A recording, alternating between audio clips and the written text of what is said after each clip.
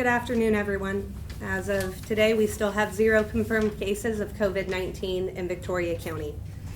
I wanted to take a moment and introduce myself. My name is Caitlin Weinheimer. Normally, I would function as Chief of Staff for the County Judge, but in this event, I'll be one of your main public information officers. Currently, we're also trying to stream this live on Magic 95.9, and we're going to be trying to do that going forward. But I know you guys want the important information in front of you today, and we have Dr. Glynn with UHV and Dr. McNeil, who is our local health authority, to get that information to you. Good afternoon. I'm Bob Glynn. It's my honor to be the president at the University of Houston, Victoria. I'd like to start and end by saying that the University of Houston, Victoria is open for business, and we are going to stay that way and continue to take care of our students. We have had a bit of a 1-2 punch over the last week, which we've announced yesterday. The first, of course, is the coronavirus, which has required that we cancel all of our spring events, including homecoming and sports. And then, as we also announced last week, we had a building fire in the University West building. We had hoped to remain open after the spring break, but that fire has taken out 10 classrooms that account for about 80% of our classes. And so we have made the decision to go fully online beginning March 25th, which is next Wednesday. We will be able to deliver all of our classes fully online. We are one of the few universities in the state that was already heavily involved and engaged, and all of our classes have the appropriate technology background to be able to do so. We want to assure the public that the university remains open, although we're on a skeleton crew, so you may have to come onto campus to stand in front of a computer terminal to talk to somebody working remotely. And that's just the new normal. Business as usual is behind us, and charting uncharted waters is what's ahead of us. So we appreciate everyone's patience, but we will continue to be fully operational, and we will make a decision about commencement, which is the only large event we have not canceled, and probably will not cancel if we are able to figure out any way to do it, because it's so important to our students. So we appreciate everyone's patience with us.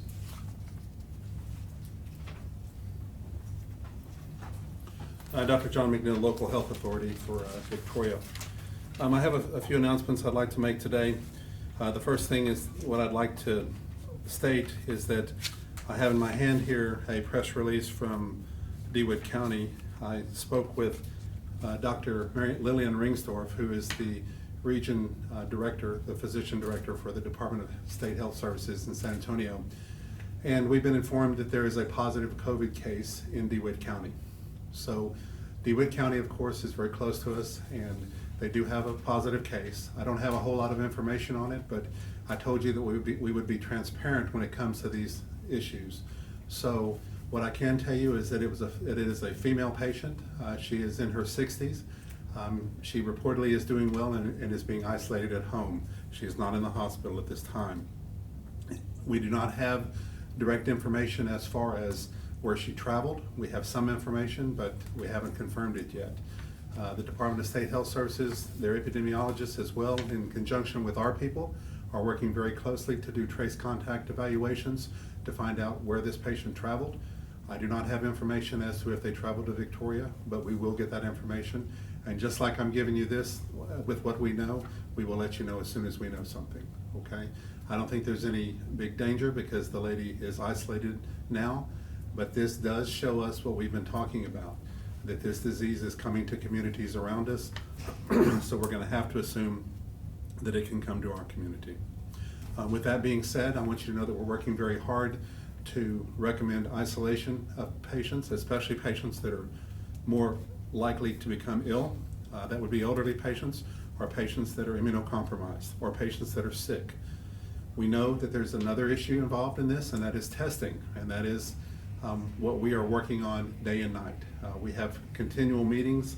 We are working hard to bring more testing to Victoria, and we're very near to being able to announce other testing options, okay?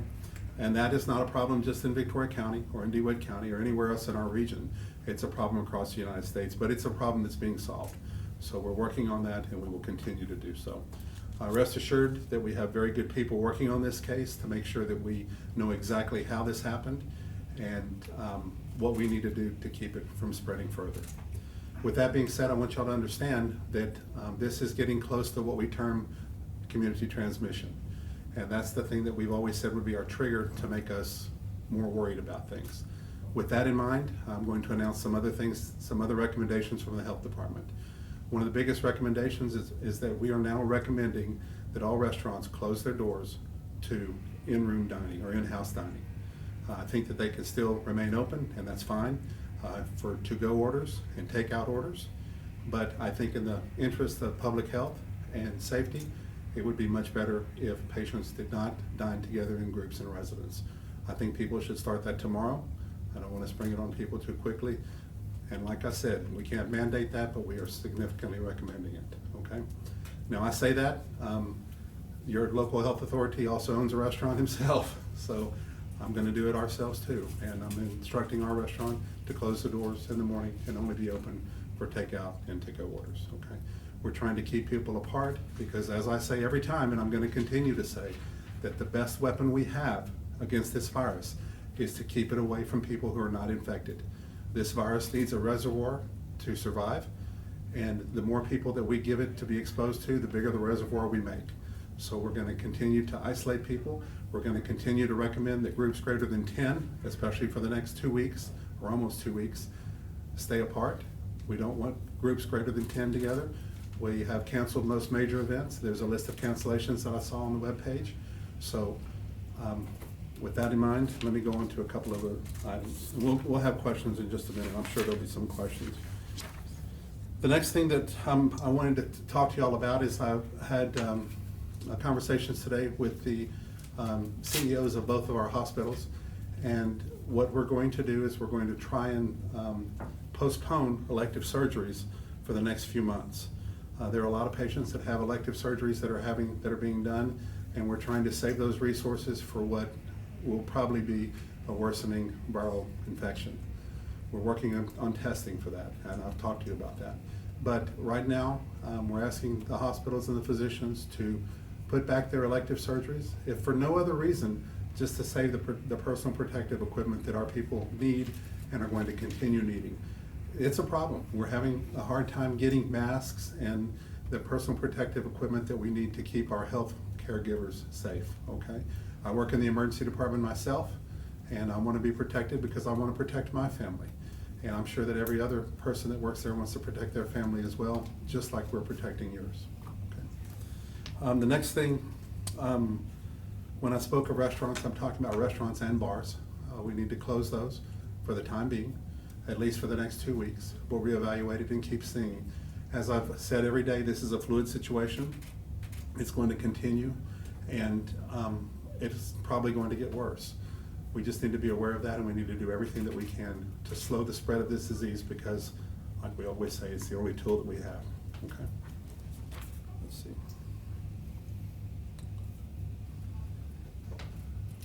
I just want to reiterate the fact that the Department of State Health Services in Region 8, as well as our epidemiologists, are working on the case in DeWitt County, and we are looking for all the contacts that this person had, and we will get all that information together, and they will be contacting those people to have them adequately screened and make sure that they do not contact the disease themselves, okay? Isolation recommendations will be made as needed, and we will do everything we can to keep the public safe. Do you all have any questions? Yes, you said that the case in DeWitt County makes it seem like we're close to community transmission, and that would be a big change. It's close. Can you discuss that a little more, what that means to be close to that, or that's a case? Well, when we think about community transmission, you know, there's a lot of different ways that people can, of course, get this virus, and we understand the transmission as far as the majority of it is droplet therapy, usually within 6 feet, from your hands, from coughing. Cover your mouth when you cough. Try not to cough in public. Try not to go out in public if you are coughing. But these are the things that we do. But as far as community transmission, if we can trace that back to a person, say they went to Italy and they came right back, we know that's probably where they got it. So we have a reason for them to have COVID. And we can isolate them and stop that reason. As compared to the person that was running around all in town yesterday that went to Walmart and then wherever else you might go, HEB, where everybody goes, And so then they come back with it. Now, we don't have a specific reason for that. That's community transmission, and everybody can see why that's much more dangerous. So that's what we're trying to isolate. And once we get the full information, I'm telling you, this investigation, this came out, this press release came out, I think we found it just a few minutes before we came on.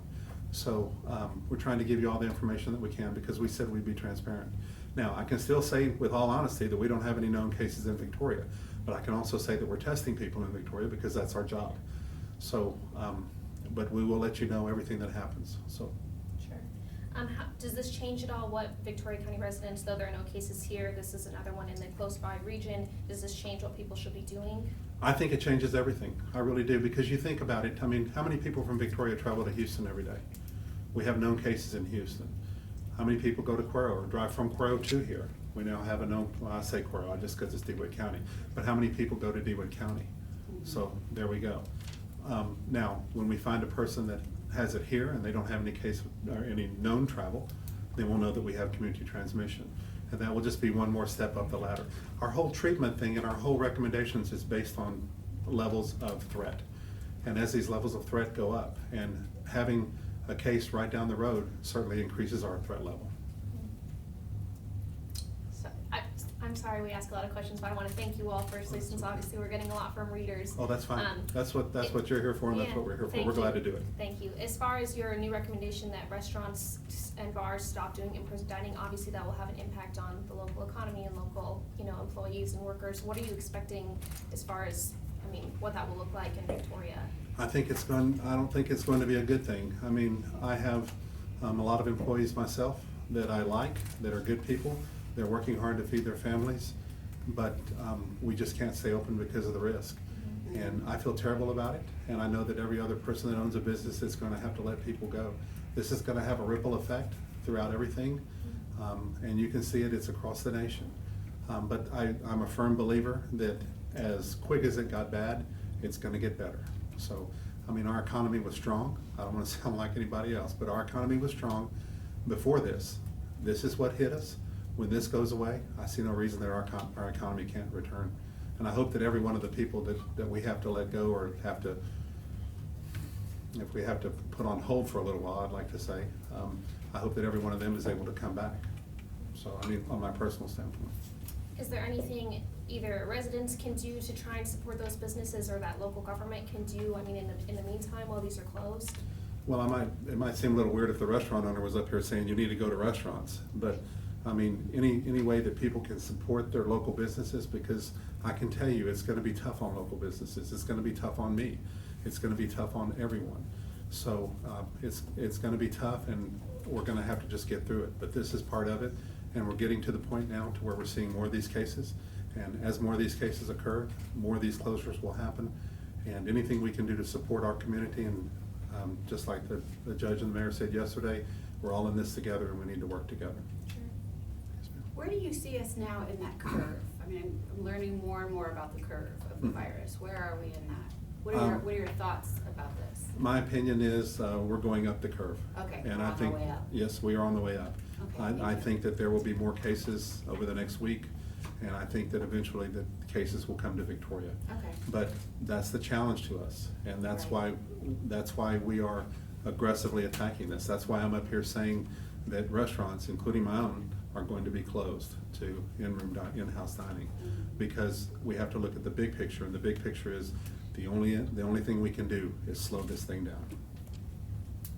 As far as what you mentioned, the recommendations to hospitals here in Victoria, a little more what that means. Well, if you think about it, if a person is going to come in and have an elective surgery that could wait and be done later, there are a lot of surgeries that have to be done immediately, and of course they're emergencies, and those will hopefully never be delayed. But if you have something that you've been wanting to have done for a while, say it's say it's a knee replacement. You're walking around fine, but your doctor says you need a new knee, okay? If you're able to get by for a little while longer, we would like to wait. Because you think about it, we take a room that has a bunch of people in it. We use a lot of protective equipment. We use resources. Blood is a resource as well. And when I spoke to the CEOs today, they mentioned blood as well, because we still need blood. And we're still doing blood drives, and we're trying to get people to give blood. And the blood bank is saying that there is a shortage. I think there's always a shortage, but I think there's more of a shortage now. So just things like that. So these are resources, and just the time and the people and the equipment and the blood and the things that we do. If we can put these things off till when we have more resources available, I think it would be important to do that. Can we talk about the blood and the blood drives for right now? Are the blood that's currently in our community stored, has that been tested? Is there a necessity for it to be tested? And what about for the average citizen? It's safe to give blood, it's a good time to give blood? My understanding from listening to the experts is that it's still Yes, sir. safe to give blood, and they're requesting actively people to give blood, especially O negative. And I mean safety from the standpoint of, if I gave blood, I would hate to give blood and find out I was No, sick later. I would not worry about that. Okay, so don't worry And about you will that. be screened, don't get me wrong, you will be screened. Okay. Okay. Anybody, you want to add anything to that, David? Or? Me. Yes, ma'am. So one of our viewers has asked if they work in Cuero, are they safe to go to work? And we're getting a lot of questions about school closures and all that in DeWitt County. Have you heard anything about that? I've not heard anything about that, and like I said, this is very new information, and all the contact tracing is being done. Now, if this person had a lot of exposure in certain places, then there will be people that will need to be isolated and evaluated. But right now, we don't have that information. But you will get it as soon as we do. Okay, and someone was asking if they work in Cuero, is it still safe to go to work? I would think it's safe to go to work because I can't say where that person went. Now, if you worked with a 60-year-old person that is not there now and is sick at home, that might be something different. But it's just, we can't really answer that unless. As far as restaurants and bars, are there other businesses that you think right now need to close doors, or the mall? Obviously, a lot of people are in and out of a lot of different stores. Should that be affected or changing plans right now?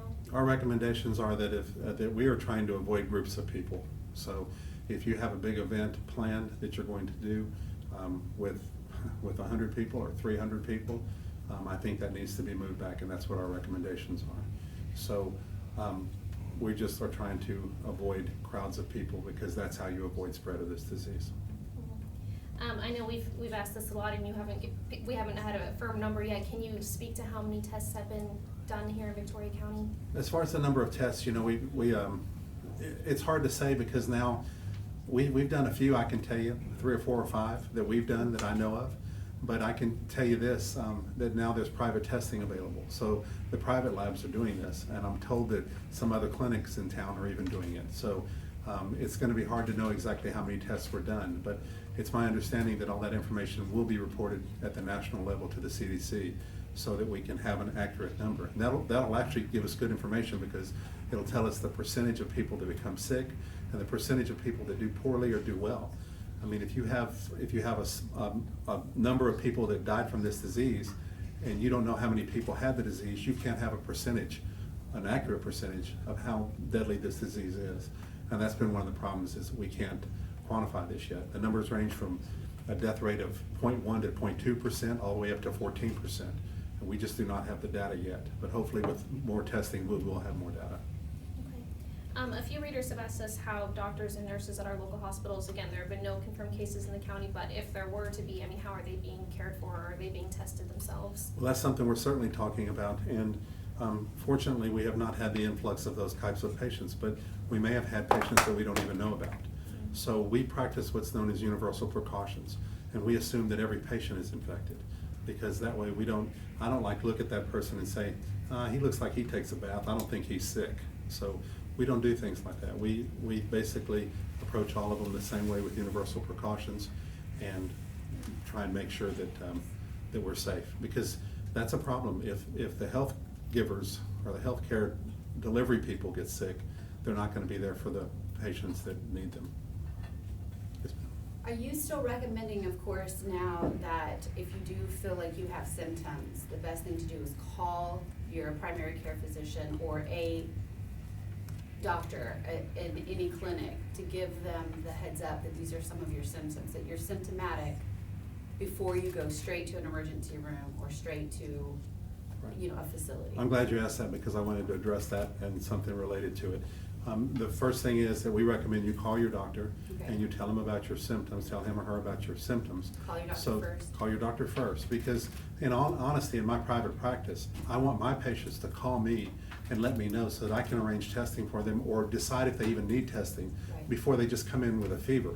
If they come in with a fever and they sit in a waiting room with 15 people and they turn out COVID positive, I have not helped the situation. So, the other thing is that we are encouraging people not to go directly to the health department to be tested. That's Okay. been a problem. A lot of people have gone directly to the health department, and we do not have healthcare providers there. So we cannot do those tests without a physician's order, and they need to be evaluated. Perfect, so someone who has a headache, body aches, low-grade fever, runny nose, 60-plus female, go to a clinic, stay home. What you're saying is call first. Call someone first, because Thank think you. about it, if they go and sit in a waiting room with 30 or 40 people, that's a bad thing. Right, thank you. To change gears a little bit, obviously people have asked questions about caring for the homeless or more at-risk populations. I know this came up even last night at city council. The mayor isn't here today, but I'm wondering if anyone can speak to kind of what the city or, combined officials are doing to care for all residents. Well, I can tell you that it's something we discuss in every meeting. So we are cognizant of everyone in this city, and we're trying to take care of everybody. And we are actually providing information to homeless people. The way we had a way of suggesting of doing it today. We've already got plans on how we're going to do it. And that's a great question. And please ask it next time, and I'll tell you exactly what we did instead of telling you what I think we're going to do. Sure. Okay. All right. One other question that I get a lot too is for moms, single moms, or for moms who have kids in daycare. What are we looking at for moms that have kids in daycare and work? You know, the daycare thing has been quite a challenge for us, Right. to say the least, because we're very cognizant of the fact that if the kids have to stay home, mom and dad can't work, or mom or dad can't work, and we know that a lot of families require two incomes. So at the current thing, David, it's my understanding that they're not recommending that daycares close, but still, by the same token, they certainly don't recommend that if you have a person with an illness. And we really haven't seen that as much illness in younger children. Right. Now, that doesn't mean that it's not happening, that we don't know about it, or that it's not going to happen. But the majority of the cases we've seen have been in adults. So I think that may be part of the reason why we haven't seen that many recommendations on daycare. Do you want to add anything to that? I have David from the health department back here. They're screening as well. Yes, yes. The daycares are screening the kids. And the daycares, of course, are Daycares are screening. screening. We want everybody screened, that's the thing. They screen me every time I come in here, so probably a good idea, I guess. So. Also, there should be some information in there in y'all's media packets about the state recommendations for daycare facilities. Right. In fact, I think actually, I have those in here, and we have information. They're gonna tell you some of the people to contact here in just a minute.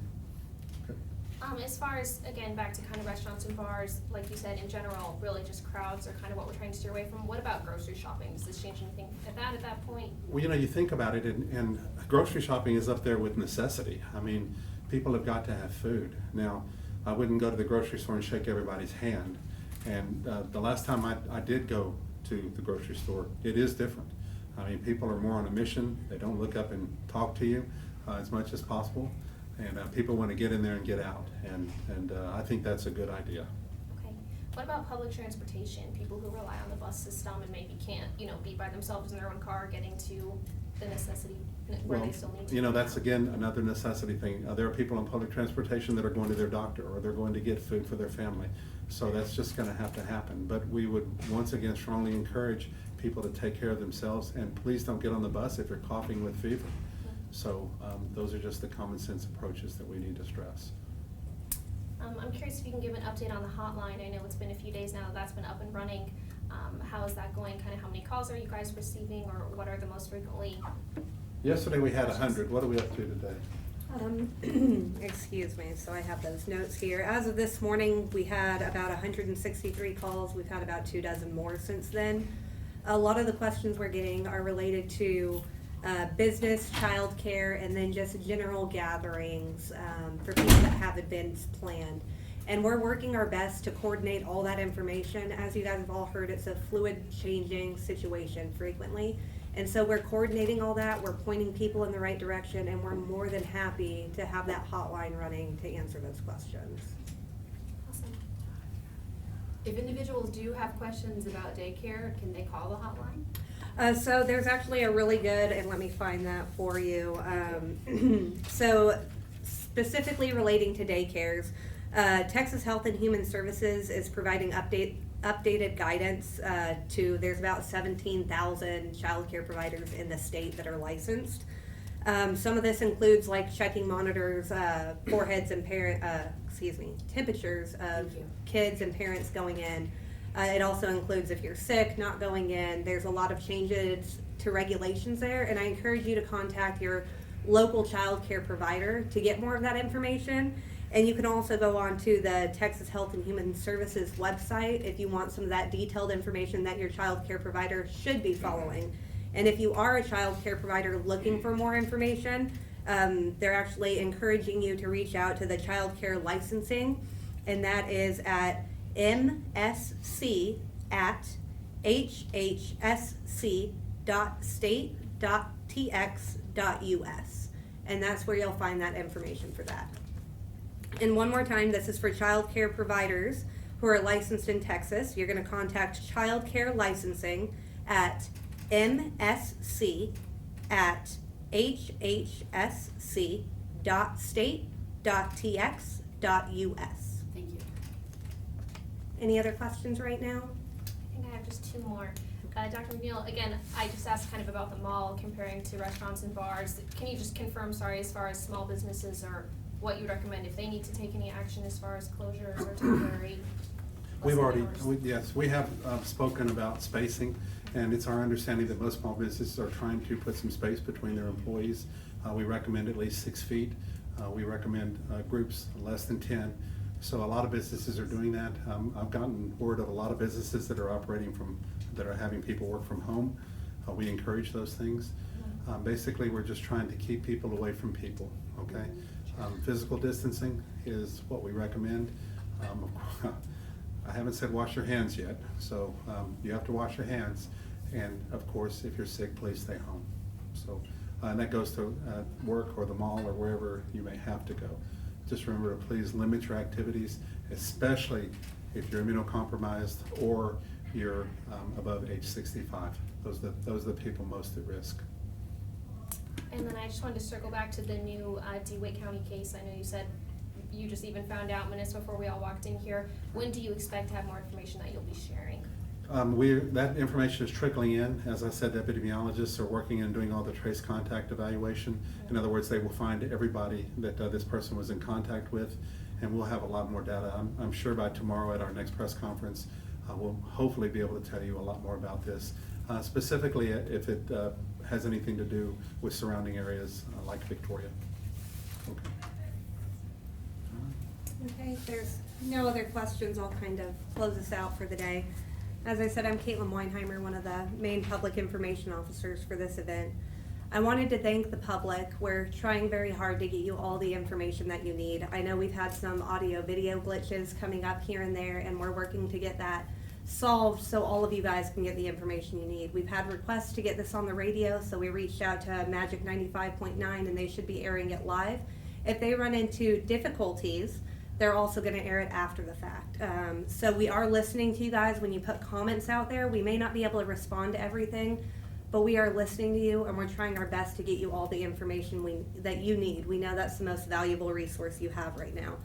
At our website, victoriatexasoem.org, you can find daily recaps that we're doing in both English and Spanish now. That's just a condensed version of this briefing.